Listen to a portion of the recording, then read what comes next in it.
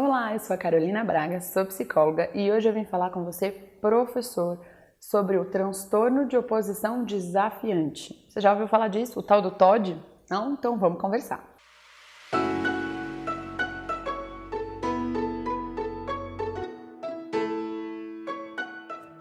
Alguns nomes podem variar, né? Algumas vezes você pode ver transtorno opositivo desafiador, transtorno de oposição, mas o nome que a gente usa é o transtorno de oposição desafiante.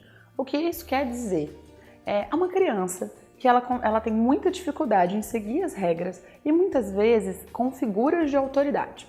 Então é aquela criança que planeja, que se antecipa para fazer alguma coisa em oposição, para desafiar principalmente o adulto, tá? Eu acho muito importante a gente diferenciar isso de uma traquinagem de criança, né? Quem é que nunca foi criança e saiu, apertou a campainha e saiu correndo? Ou jogou, sei lá, papel higiênico molhado no teto do banheiro, ou mesmo fez alguma coisa um pouco mais elaborada, né? Mas que não gerou prejuízo para alguém.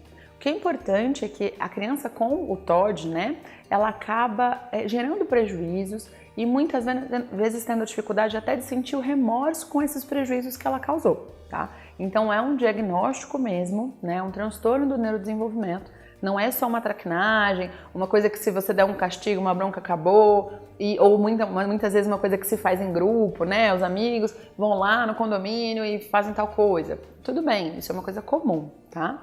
Agora, no TOD, isso passa desse limite do que a gente espera para as crianças e adolescentes, né? Ela vai além, é uma coisa que acontece quase que o tempo todo, então muito constante e que atrapalha o relacionamento dessa criança, tanto com os pares, quanto com os professores, quanto a aprendizagem dela no geral. Por quê? Porque ela está muito tempo com essas questões de comportamento, tá bom? Então a gente precisa sempre pensar que uma criança que às vezes planeja isso, então é diferente do comportamento impulsivo da criança com TDAH, por exemplo, tá? Então o que ela faz, depois ela pensa, e aí você fala, mas por que você empurrou o amigo da escada? Ai, é porque na hora deu vontade, você vê que ela não planejou. Você vê muitas vezes que a hora que você explica a consequência, que ela consegue pensar sobre esse assunto, ela se arrepende, pede desculpa e se sente mal, tá? E aí depois ela mesma consegue fazer esse retorno de, poxa, eu não devia ter feito isso. Mas na hora o pensamento não veio. Isso é uma impulsividade. É diferente do TOD, que é o transtorno de oposição, em que ele vai planejar esse tipo de coisa. E que quando você conversa, às vezes é difícil você conseguir sentir o remorso dele, tá? Não vamos diferenciar, não é uma criança malvada, é realmente uma criança que tem dificuldade, às vezes ela prefere gerar esse prejuízo, né, para outras crianças ou para outras pessoas. E não é uma escolha consciente, gente, não é um caráter moral, ela é do mal, é uma criança maquiavélica, não é isso. Realmente ela tem uma dificuldade de controlar esse comportamento, ela acaba quase como se fosse uma compulsão para fazer isso. Tá bom? E aí, às vezes, as reações são bem desproporcionais. A gente vê até alguns vídeos, né? Infelizmente, na internet, mostrando crianças com comportamentos explosivos, mostrando crianças fazendo essas coisas, e a gente fica assustado, julga, fala, é falta de apanhar, é falta da família ficar em cima, tá vendo? E muitas vezes é um TOD, é um transtorno em que a criança não tem controle sobre isso, ok? Pode parecer proposital no sentido dela escolher fazer as coisas. De fato, ela planeja, ela às vezes pode, né, colocar, sei lá, uma coisa perigosa, como um produto de limpeza numa garrafa de água e dar para um professor. Ela pode fazer coisas nesse nível. Então, ela planejou, foi proposital essa atitude. Mas não é proposital querer fazer isso o tempo todo, né? Então, a gente precisa diferenciar.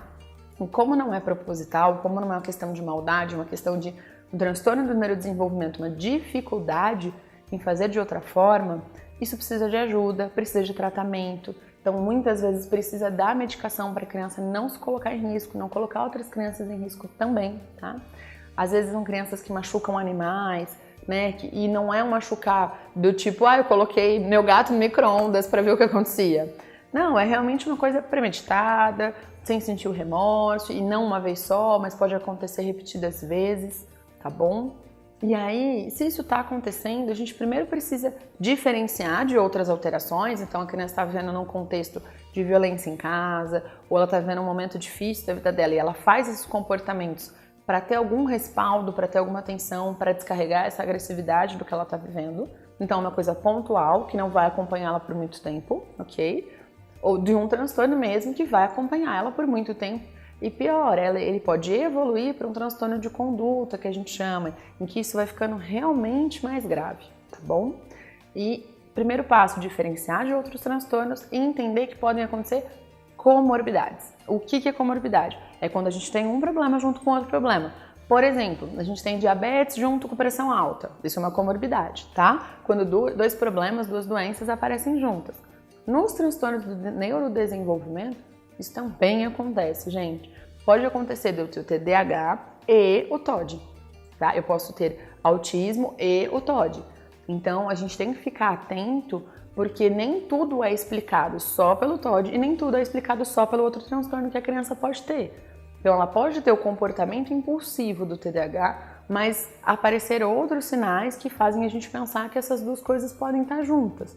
Ah, o autista tem dificuldade em ter a empatia, a criança com diagnóstico de autismo, ela tem uma dificuldade de compreender o que o outro está pensando? Sim, mas isso pode ser agravado por essa situação, ok? Então é importante diferenciar, porque o tratamento, quando as duas coisas estão juntas, ele é diferente. Tanto a medicação, como a forma como a gente vai lidar com alguns comportamentos, ok? Você está em sala de aula, falou, identifiquei meu aluno, aquele aluno que eu falava, meu Deus, o que eu vou fazer, não sei. Pode ser que ele tenha essas características, ou mesmo já chegou com diagnóstico, né, a família já procurou um profissional, já tem esse diagnóstico. Como lidar? Eu acho que o primeiro ponto, né, é entender sobre a situação, procurar saber mais informações para a gente não cair no julgamento, né? Ah, ele faz isso porque ele é malvado, ele faz isso porque a mãe não dá limite, ele faz isso porque ele é filho único. A gente ouve muito disso por aí. Segundo ponto, essas crianças sabem muitas vezes como desafiar o adulto. E a gente entra no desafio, a gente fica nervoso, a gente briga. E quanto mais nervoso a gente fica, pior é.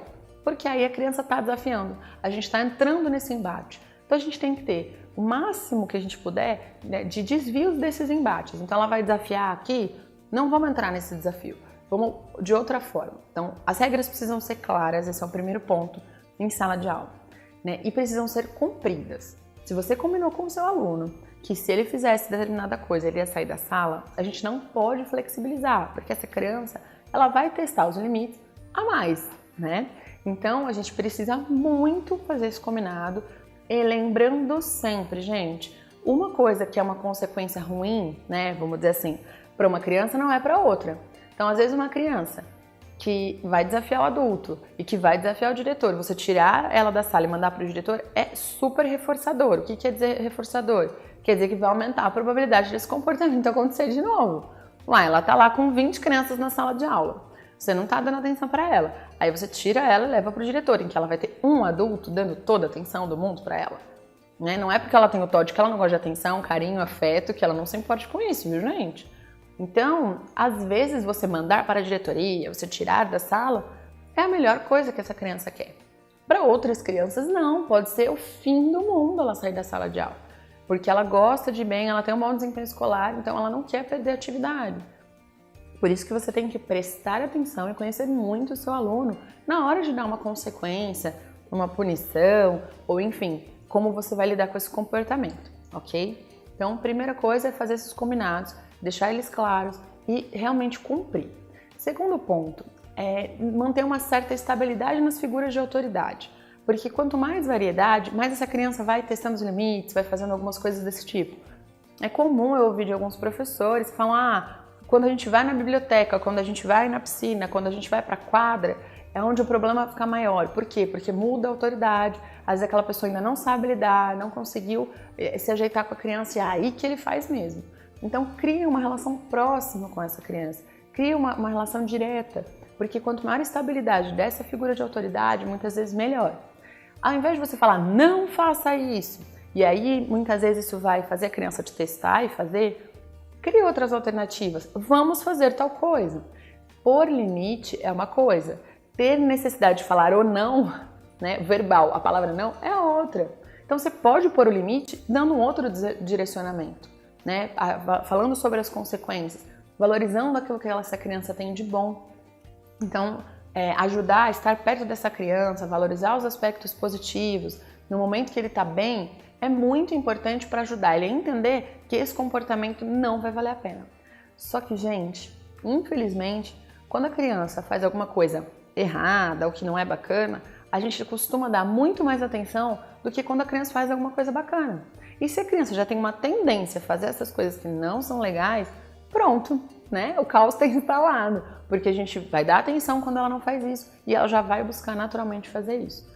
Então, é muito importante que nos momentos em que ele esteja bem, no momento que essa criança não está fazendo esse tipo de coisa, a gente dê muita atenção, a gente reforce muito esse comportamento, a gente elogie, a gente dê recompensas, a gente ajude ela a entender que esse comportamento vale mais a pena. Ao mesmo tempo que a gente tem que ser firme com as regras, mas sem necessariamente entrar no debate, né? Eu brinco, entrar no bate-boca. Não, você tem que fazer isso, você tem que fazer isso.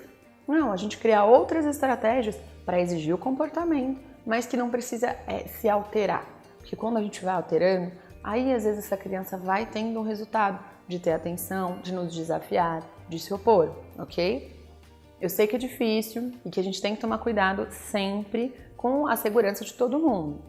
Mas muitas vezes quando a gente ignora a situação, quando a gente não dá atenção, quando a gente põe aquele comportamento em extinção, que a gente chama, né? A criança muda o comportamento. Eu já tive a experiência de pedir para uma criança empilhar cubos, ela pôs um do lado do outro. Então eu falei, então agora põe um do lado do outro. Ela empilhou, né? Ela se opôs. Quando eu falei, acho que você não vai sentar na cadeira, ela vai lá e senta na cadeira. Então, a gente também saber usar esses comportamentos a nosso favor. Se a gente ficar dando atenção a tudo que ela fizer fora, toda vez que ela levantar da cadeira, isso vai ficar maluco, né? Então vamos eleger alguns comportamentos que a gente acha mais importante, que essa criança não faça, vamos cuidar desses comportamentos e outras coisas. Não adianta a gente também ficar super valorizando, falando, tá vendo fulaninho de novo, olha, ele levantou, olha, ele respirou, olha. Isso gera uma relação muito confusa com as outras crianças, para você, isso traz mais dificuldade ainda, tá?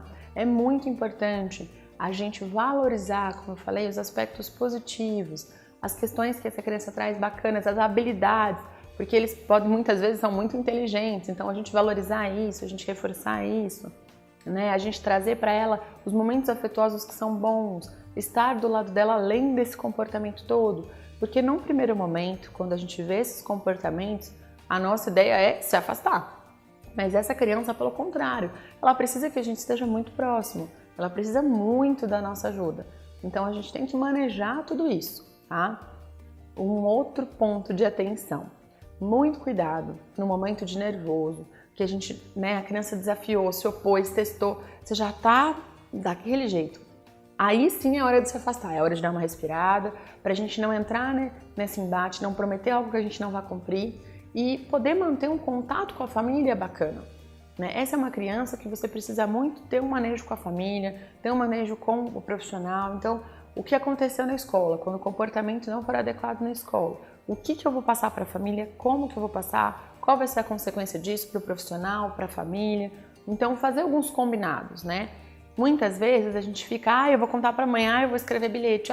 E aí, chega em casa, ou tem uma situação de violência, ou a criança, a mãe fala, não tem mais o que fazer, tá vendo? Todo dia é reclamação.